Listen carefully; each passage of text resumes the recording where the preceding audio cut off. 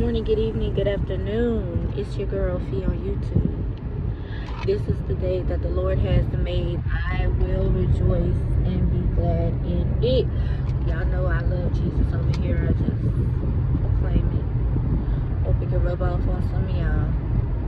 That's all. It's just my little intro. Don't start melting. Don't panic. Listen, so if you're new here, welcome. I welcome you here. This is a pro boxing, pro Jesus loving channel, and I just don't do nothing, don't say nothing until I first acknowledge my Lord and Savior. And I'm glad you're here because we need to talk. We need to talk about Eddie Hearn and Mr. Turkis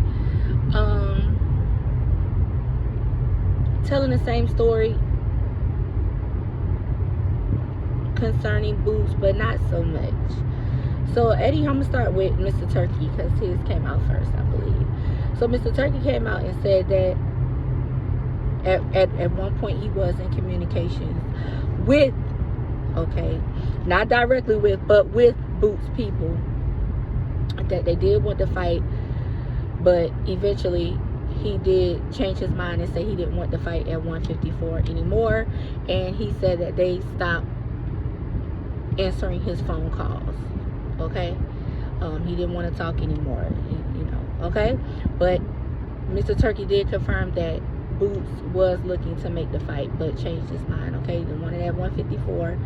At first it was okay, Mr. Turkis said, but he said, he wasn't in direct contact with Boots, but he was in contact with Boots people, and they were gonna make the fight, but ultimately decided that he's not going to move up to 147. Okay, now today Eddie Hearn came out over there on Fight Hub, one of them, and he said that, listen, this thing has gotten blown out of proportion, mate. After the fight with Karen or whatever, he did say that maybe, mate, he was looking to move up to 154. Maybe. He said maybe. And because he said that everybody's using that as a reason to come down on Boots, because now he doesn't want to make the fight with Virtual Ortiz at 154, when when everybody's outlook on it is that he said he wanted to move up to 154, and Eddie thing is that he didn't say that he was moving up to 144. He said maybe. Okay, that's what he said. And so he said that after the fight with Karen, Eddie said that he went to Boots. He said, listen, you got 24 hours to make this decision. Do you want this fight with Virtual Ortiz? Do you want it? And Eddie Hearn said that Boots said off rip. Here's the difference between Mr. Turkis. That he did not want the fight at 154. He wanted the fight at 147 because he doesn't want to drop his belts. And in order to fight at 154, Virtual Ortiz, he would have had to drop his belt. And he said that Boots told him that he didn't want to drop his belt at 147, and he wants to do it unification. He wants to literally earn him a belt. I think he just has the interim belt, whatever. And he wants to earn it. He wants to unify at 147 first. That's what he said. Boots said. Boots never said that he wanted the 154 fight. He told Eddie off rip within those 24 hours that he wants to stay at 147. And then Eddie Hearn went on to say that this fight, though, I can guarantee you that this fight is going to be massive, mate. He's not just going to fight anybody. He's going to fight, for the belts. I don't know who has the belts at I don't think Crawford has anymore. I don't know who got the belts at 147 right now. I think Crawford has dropped those belts. I don't think it's Crawford. I gotta look and see, because to be honest, I ain't really been keeping up with the 147 division, and it got real slow and boring after Crawford. So I gotta look and see, see who got the belt so that we can see what's what. You know what I'm saying? So yeah, that's where we at with that. You know what I'm saying? That's where we at with that. Mr. Turkis' thing was that he did say that he was looking to make the fight, but that he ultimately said that he didn't want to make it at 154 anymore. He didn't want to do it anymore, and he stopped answering his call. Didn't want to make it at 154 no more. So to me, honestly, Eddie Hearns, I ain't gonna hold you. It sounds more believable. It really does. It sounds more believable, and that would explain why Boots say that he didn't know that they was even in talks of making a fight at 154, because he never agreed to 154. According to Eddie Hearn, it was always going to be 147. You know what I'm saying? Not even to fight Virtual Ortiz, but he wasn't even going to say it. He didn't never even agree to it.